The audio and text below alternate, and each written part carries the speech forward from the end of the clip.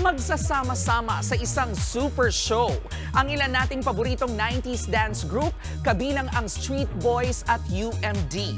Yun nga lang, may ilan silang members na di raw makakadalo. Nasa frontline ng balitang yan, si Laila Pangilinan.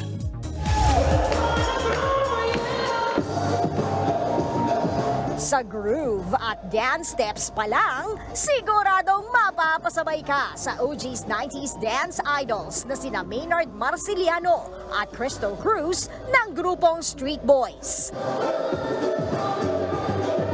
Patikim pa lang yan sa kanilang all-out hatawan sa The Sign 90s Super Show sa April 19 sa Aliw Theater. Bukod sa Street Boys, makakasama rin nila ang iba pang hinangaang 90s dance group sa bansa gaya ng UMD, The Maneuvers at iba pa. Sobrang saya po namin in a way na kahit na po sinabing may rivalry that time with the UMD or the Street Boys, iisa lang po kasi yung recording company namin. Pero magkakaibigan din po talaga kami. May kanya-kanya pong style.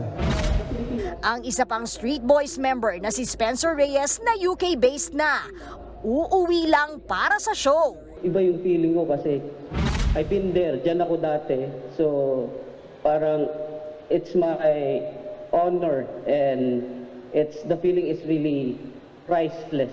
Kasi this is the first time again who will step on stage na kasama ko grupo ko.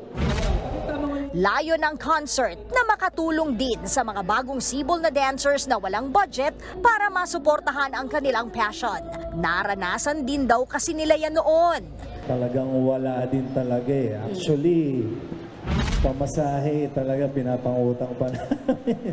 Tapos that time, magkano lang ang talent fee namin. Unang-unang sayo ko sa TV. Ang natatanda ko talent fee ko is 180 pesos, parang gano'n. Tanda-tanda ko yun. Hindi naman makakasipot sina Wawi de Guzman ng UMD at Street Boys members Bong Navarro at Jong Hilario. Hindi na raw kasi kayang isingit pa yan sa kanilang busy schedule. Ang sigurado, mapupuno ng masasayang throwback performance at pangmalakasang dance showdown ang kanilang concert. Nagbabalita mula sa Frontline, Laila Pangilinan, News 5.